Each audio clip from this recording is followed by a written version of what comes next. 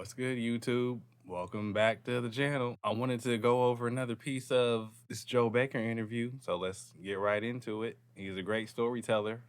I'm in high school. Right. I'm sitting in school suspension, and this guy walks up. I would say his name. We cool. We cool now though. We ain't him cool. We cool too.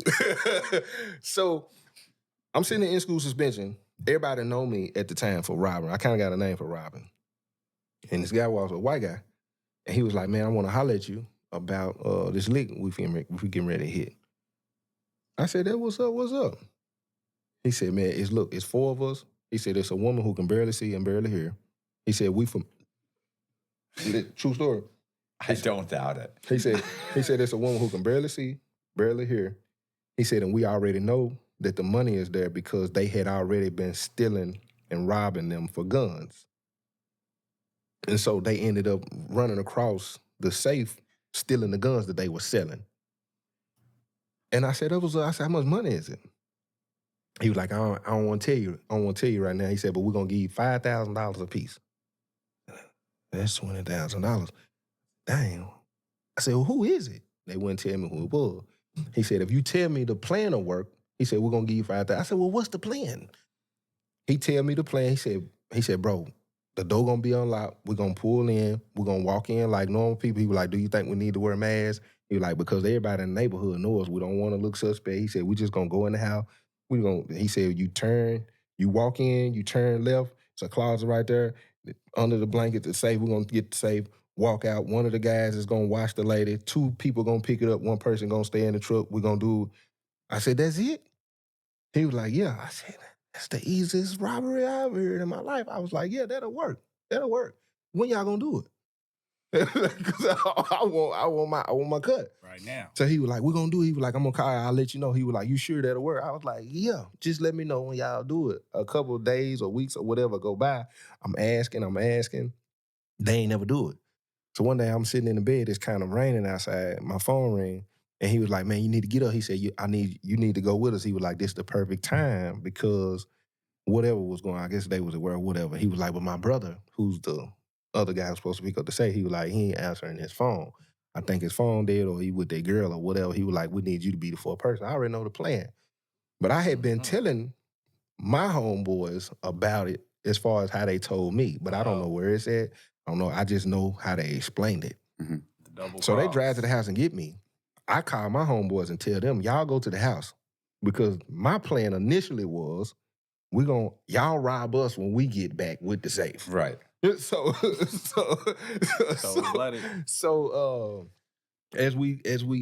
they pick me up. They don't know I got a gun. We drive to the house. When we get to the house, this house is 5-6 minutes from where I live. Nice neighborhood. We literally bagged in the driveway. And I was like, I've been robbing the wrong way. Like, this is crazy. They bagged in, no mask, no gloves, no nothing. They stepped out of the car and they were like, "Come on." I'm like, "This is crazy." So I got out. I walk in the house with them. Nice house. I'm talking about Corvette. They got all kind of stuff. We walk in, door unlocked. Guy went over, closed the door up on the lady. She watching Young and the Restless. We turn, right there, boom, open the door, safe. Move the blankets. I was like, "This that easy?" So we bend down. At that point, my mind racing. Like, how do I gotta, like, what? We bent down and picked the safe up, and I said it was too heavy. I said, "Put it down." I said, "It's too heavy." I said, "We can't get that. It's too heavy. You have to go get your brother." He was like, "Nah, boy, I'm telling you, we got it." I said, "No." I said, "We picked it up and drop it. She hear it, police doing it. We doing too." I said, "Just go get your brother. We'll come right back." He was like, "All right." So we covered it back up, closed the door. As we walking out, I'm texting my homeboys, don't do, when we pull up, y'all be over here at the basketball court, let them pull off, pick me up. They were like, "All right, cool." They drive me back to my mama's house. I get out, they pull off, I waved them off. When they pulled off, my homeboys pulled up in the truck. Before they even stopped, I jumped in the back of the truck, put my hand on the window, opened the window. He was like, "Where we going?" I said, "Turn his way." I said, "When we get there, me and you, we gonna pick up the safe. You go in, you watch this woman, she gonna be over at this door. You sit in the truck." And as I'm driving, I'm explaining all this. I love Love it. We drive the back end the same way they did. That they were comfortable, we comfortable. We good. we ain't nobody, we back in this driveway, get out, walk in, same plan. But this time, my little cousin, he see the keys. They had I don't think it was a Harley, it was some kind of motorcycle they had. He grabbed the keys. He was like, man, I said, no, that ain't what we here for. That ain't what we here for. Put that down. Leave that alone. We go, he washed the lady. We bend the corner, picked the safe up, put it in the truck, pulled off, put it in the house. I told them to drive back around to the basketball court. I sit there, waited a couple minutes. They called me. We finna come back. We finna pick you up. We got my brother. That was up. Cool. I'm going back a third time. they called me. They were like, come outside. So I come out. I come running. Gun on me. I'm knowing ain't none of them got a gun. I get in the car. We drive down the street. Go back over there. They back in again. We go in the house, but what we forgot to do was close the door, the closet door where the safe was at. So we go in. The brother, he kind of cocky. He walk in, and he go over by the door, and then he turned the corner. The closet, he turned around. He was like, why would y'all left the closet door open? Like, what are y'all doing? But he walking closer. And by the time he see the safe gone, he kind of started looking, and they were like, what? He was like, the safe is gone. And he started going off. I upped the gun on everybody. Don't nobody move in here. Don't nobody move. Don't nobody move until I get my cut. I don't know what y'all did with the safe, where it's at, what you got going on. Pulling? What are y'all guys pulling? Quit playing with me. And everybody ducking and no, boo, I promise. I said, y'all don't know what y'all think this is. So I'm kind of going off and waving the gun at everybody, and we kind of calmed down. They were like, this woman's in the next room. She there. I'm glad he interrupted him. You know what I wonder? What when he's telling this story, does anybody that he was with know that he double crossed him? Because if I would have found this out, oh, bro, we need to have a talk, fam. They said she could barely see and barely hear. I guess they told the truth. So we ended up leaving, getting in the car. We arguing in the car. I got the gun out the whole time. They take me back to my mama's house. They pull off saying we finna find out who done it. I had my homeboys to pull up. They pull up. We trying to crack it open. We couldn't get it open. One of my homeboys was on probation. Well, he was my cousin was on probation, the one who owned the truck, his daddy's truck. He had to go see his probation officer, and one of my other homeboy, he wanted to ride with him to the probation officer. I said, that was so cool. So he leave, and there's only two of us. My brother upstairs, my daughter upstairs. We cracked the safe open, just enough for me to get my hand in it. And it was a little box. I unhooked the box, reach in the box, just enough to grab a little bit. And I pulled out all $100 bills. I pulled out about $30,000, all hundreds. It scared me. I just dropped it. I just looked at the money. And I looked at my cousin. We both was like, I think we both felt like we in trouble. More so than we rich. I think we were like, somebody come looking for this. And then, so I ran upstairs. I went and got my brother. I was like, come downstairs. He was a big time drug dealer at the time. So we come downstairs and he see the money. He was like, what you done did? I was like, and he grabbed the money. When he grabbed the money, my little cousin pulled a gun out on my brother. Ooh. He was like, you put that down. I said, whoa, hold on. He was like, He was like, he didn't go with us. He ain't get nothing. You can't get that, He was like, man, player. my brother threw the money up in the air. He was like, we rich. So we ended up taking... Nah, hold on, player. You can't do that. You wasn't with me shooting in the gym. We went on this mission. You can't just come downstairs and start grabbing hundreds, homie. Who you think you are? I don't care if you are a family.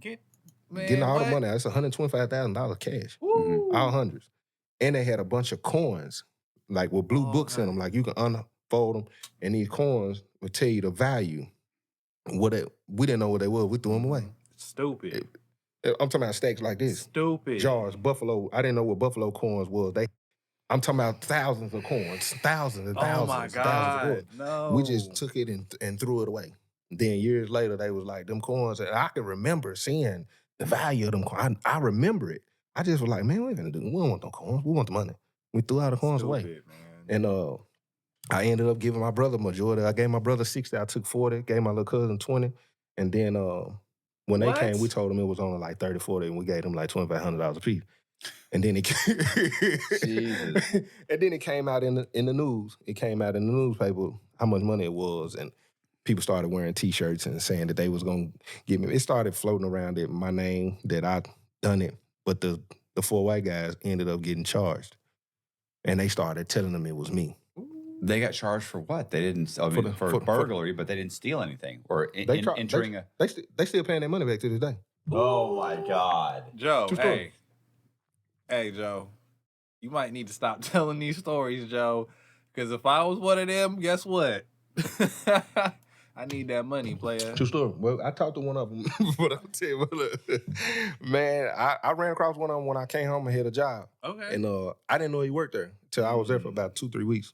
We ran across each other. We were driving a college cherry picker. And I seen him. He seen me. And you could feel the tension. And somebody ended up saying something to him, and I was like, man, tell him I want to talk to him. Because I don't know. I don't know where your mind is. Like, and we ended up talking, and he jumped off the machine. He walked up to me, put his finger in my face. He said, man, I want to off you for a long time. He was like, but I understand. He was like, I was just another pawn in your chess game. And we had a conversation. He was like, I'm over it. He was like, but I don't even want nobody to know I got a job. He was like, bro, we still paying that money back. He was like, because of the interest. When you ain't paying, it's because of the interest, collect the interest or whatever the case may be. But yeah, man, they tried to tell the police that it was me. I went down there and talked to the police willingly 3 times. I went down there. What'd you just say? In the car that I bought with the coat I had on. The first time I went there with the money in my pocket. Right. Well, the first time I went in there, the detective told me.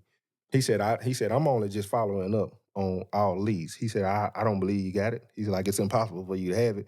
He was like, you don't know where they live. You don't know what time. You don't know what his safe would be. You don't have no connection with the friends. How would you even know any of this information?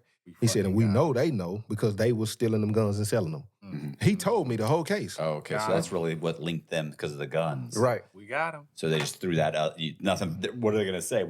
We've already sold this many guns. You got us on. Oh yeah, and the safe. Oh no, we did this, but not that. Yeah. And so we went back and forth, and he was like, "You can go." That was the first time. Second time we went, it was a little pressure because he was like, "They insisting that they called you that day and some text messages that day and this and that." I was like, "Man, ain't nobody. I don't know nothing about none of that." I'm thinking he trying to scare me because I only text them that morning. That was the only time we ever text. Other than that, there wasn't no phone connection to me. So when I left, I was kind of wary. But I didn't even tell the other people that was with me that I had been going down there to talk to the police.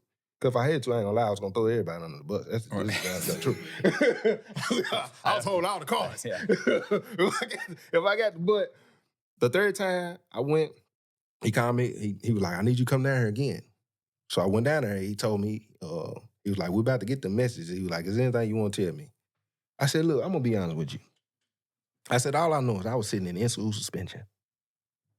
I said, the guy name, I said, he came up to me and told me that they was finna get this safe and they was gonna give me $20,000 a piece. All I know is that all this stuff done broke out. My name is in it. I saw it in the newspaper and I still ain't got my money. That's all I know. That's all I know. And he was like, "And I believe you." And I said, "What, I'm good to go?" He was like, "Yeah, that's it." He's already got his guys. They're already rolling over on each other left and right. And I walked out and he called me one last time. I was in my mama's house. He called me. He was like, "Joe," he was like, he was like, "I know you done been down here a few times without," I was like, "You do know I'm 17, right?"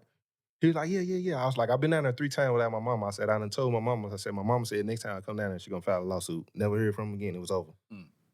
We got him. It was over with. True story. It was done. It was done. But like I said, I was out. So after that, you got the attempted murder. Attempted murder. Mm-hmm. You did how many months? The year. A year? I did the year. Yeah, the first time I did 5 months, 5 days. Second time I did 10 months. Second time I did a year on the nose. I got locked up November 16, 2005. Got out November 16, 2006. Okay. 2007, July 27th, I got arrested for special aggravated robbery, special aggravated kidnapping, first degree premeditated murder, and 3 counts of felony murder. Damn. Well, what happened there? Boy, it was moving. This a tough one. This one are hard to talk. This one kind of hard to talk about. A lot of them stories, I was a kid. This one right here kind of sensitive. Why? Because you were an adult, you knew better. Nah. By this point. Nah, somebody lost their life, man, and right. Somebody lost their life, and at the time, I understand. But at the time, that's just how we was living. Mm-hmm. If I want to be real, it took me probably 2.5 years to even realize what had really happened. But this situation, man, I was living in Clarksville at the time. I was really good. I ended up getting a call from one of my friends. Clarksville, Tennessee? Clarksville, Tennessee. Okay. It's about 45 minutes from Springfield. And one of my friends called. Sorry, go ahead. How old were you? 18. 18. This is after, I'm 18. This is after you got out of prison. Yeah. Now, jail. This is before I go to prison. Okay. Jail. So, I'm 18, 19. Yeah, I'm 18 going on 19, I believe. And so he called me. He gets into it with this guy at the car wash. We call it the car wash. And they get into it about a girl, I think. He trying to pew somebody, and the bullet hit the ground, ricocheted, and hit a girl in the neck. She lived. So he's on the run for attempted murder. He called me asking me for a place. Can he come and stay with me while I'm in Clarksville? Because it ain't it ain't where we from. Mm-hmm. So I'm like, yeah, you can come. No, So Joe. he come. A few days go by. He can't hustle. He can't get no money. He thinking about lawyer. He thinking about bond. Thinking about what he gonna do as far as if he get locked Too up. late to think about all that. So he was like, man, would you go down there and hit a lick with me? Basically, would I go down there? That's what I did. Other than selling work here and there, I robbed. So I was like, yeah, I'm with that. I'm cool. Yeah, we can go down there and do that. He was like, who? I was like, I don't know. I was like, let me call. So I called my cousin, who's locked up now. Matter of fact, all the guys I got in trouble with, all of them locked up. Now, Right I'm assuming dead I called or my in cousin. jail. I asked him. He was like, he say the guy name. He was like, he's sitting under the tree. And when you're under the tree, basically in the project, that's basically where everybody hustle at. I'm like, cool. That's what we'll do. And he was like, bet. I was like, just keep an eye, and we're gonna come down there. So as we driving down, gun in the car, I'm driving here in the passenger seat. I ain't got no license. Police get behind us in this little city called Coopertown. We call them Cooper Troopers because it's hard to go through there and not get pulled over. The police hit the lights. They behind us. I'm thinking we finna get pulled over. I asked my homeboy, I'm like, do you want me to smash, run it? He was like, nah. He was like, just pull over. He was like, if they get me, he was like, I'm gonna just go and go to jail. I'm thinking, cool. So I pull over. The police go around us and keep going. And I was like, dang. So we drive to town. When we get there, I pick up my cousin. He showed me where the guy was at. We picked up another guy. We ended up switching cars at one point, switching cars again. And we ended up coming up with this plan that we was going, where he's at, his car's on this side.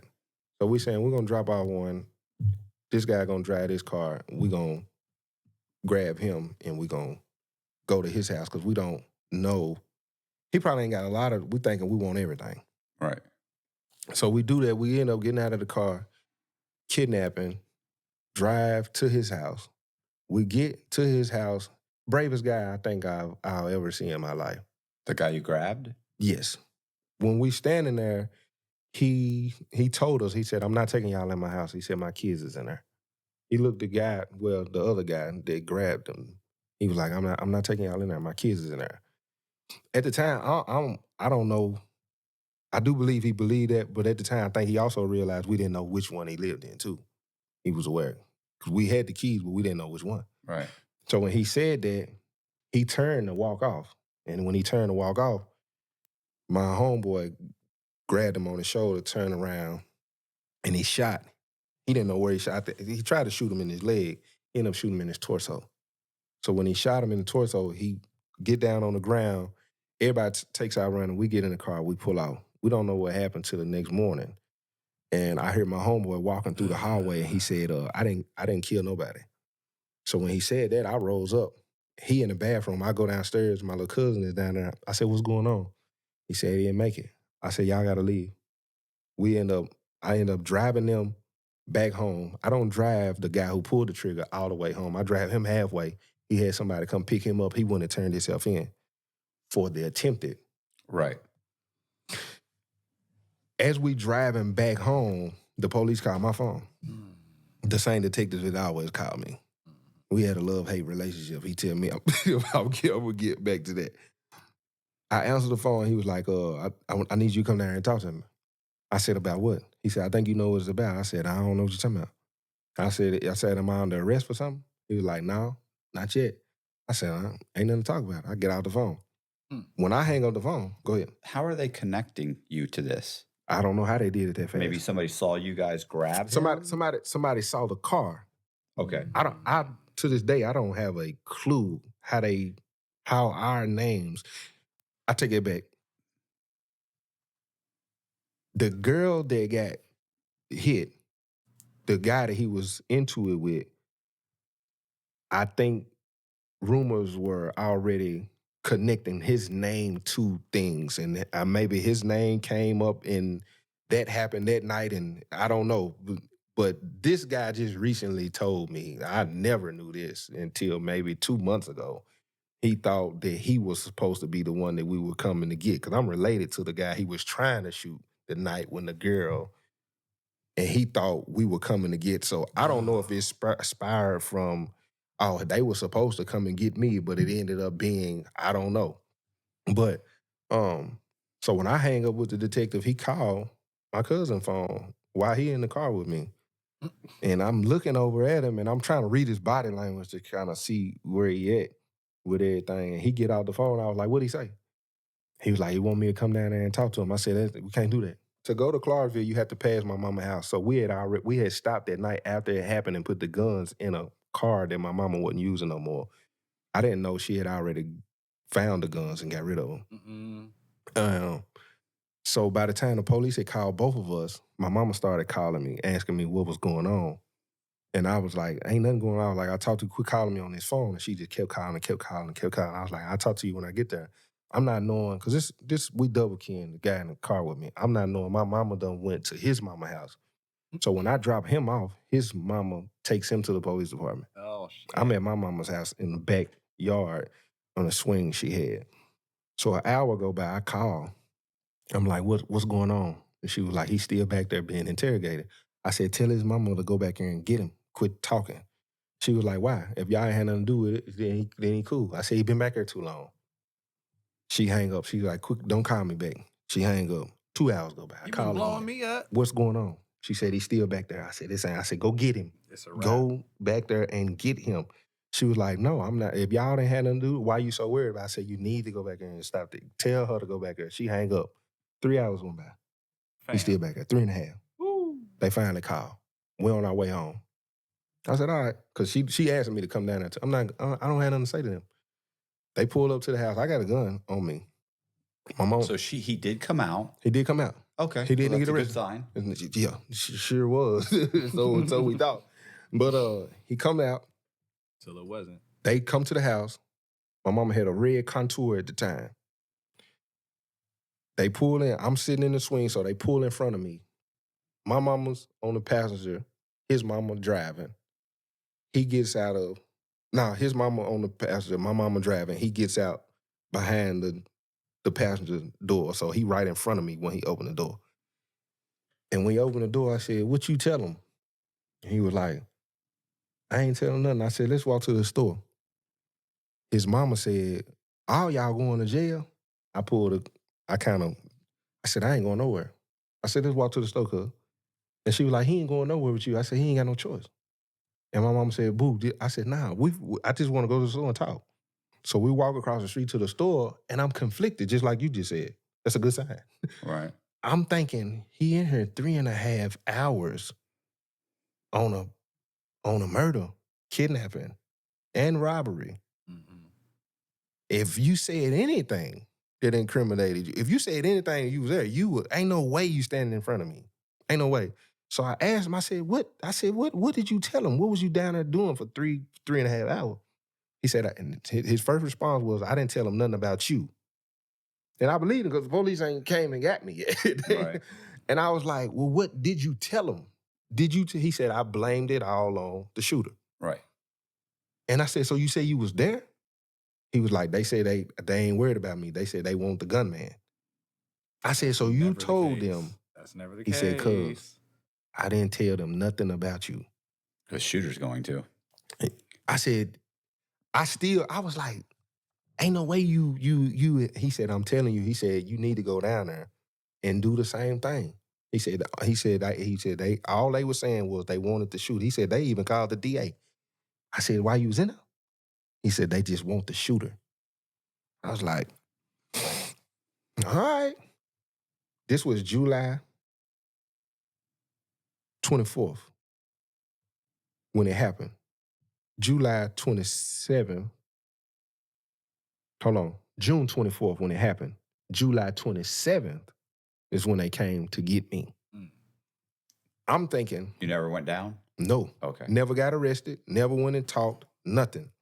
And the guy that I'm telling you about that went down there and talked first started going with my ex-girlfriend. So I'm driving down the street one day. Yeah. Well, he's got a death wish, doesn't he? Man, I listen, mean, listen. like, If you know this guy Joe is just letting loose, going to prison, jail, robbing everything, shooting at people's why would you want to deal with this man's girlfriend? Y'all are crazy, man. We crazy.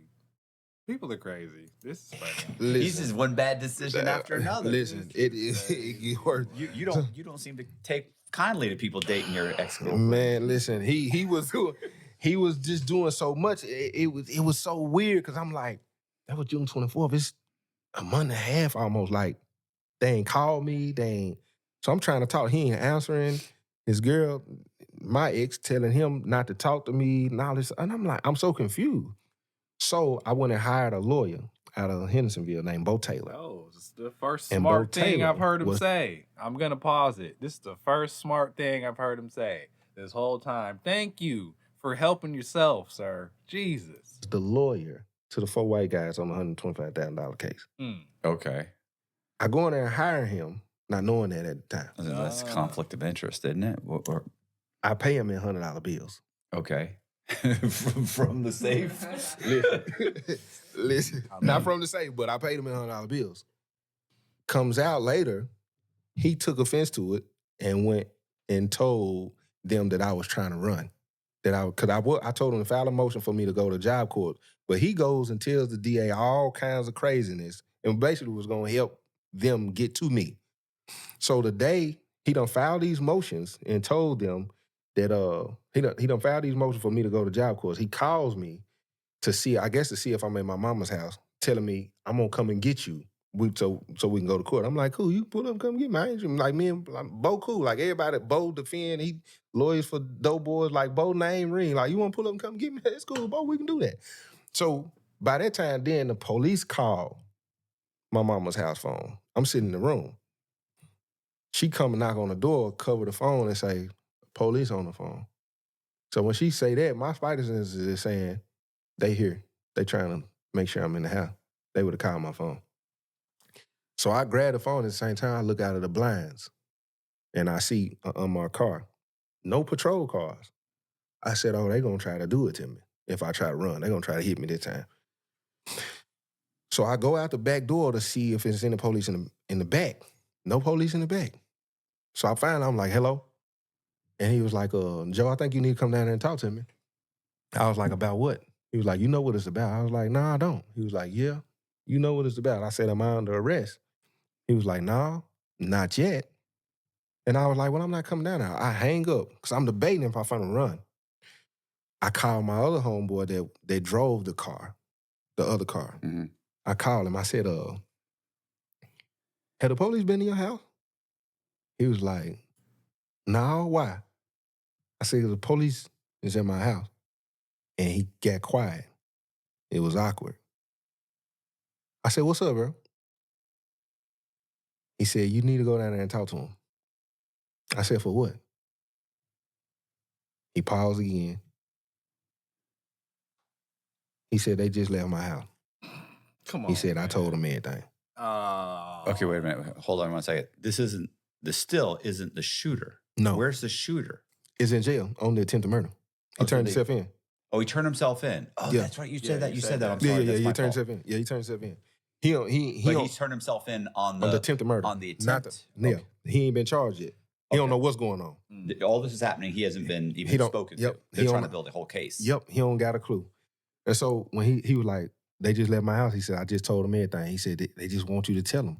He said the same thing. They just want the shooter. I said, why you didn't call and tell me? He tried to tell you the first time to go down. He's been trying to. This was the second dude. Oh, this Not is the cousin. This is the driver to the other car. All right. It's four of us. Bro, this is complicated. The shooter locked up. Yeah. My cousin, the one that was driving, that was at the house when he said, I ain't killed nobody. He was downstairs. Then the other guy who was on the other street that drove the car and followed us. Okay. It's 4 of us. Okay. Yeah, my bad. Is this me? Is it that? I mean, it's a little complicated. Because I ain't saying names. Oh, That's why. Because I'm saying my homeboy is identifying everybody. But yeah, I picked up on it. Okay. Well, I'm a little slow. Okay. No, you good. You ain't slow it out. But so when he say that, I hang up the phone and I walk in the house and I'm like, do I want to run or not?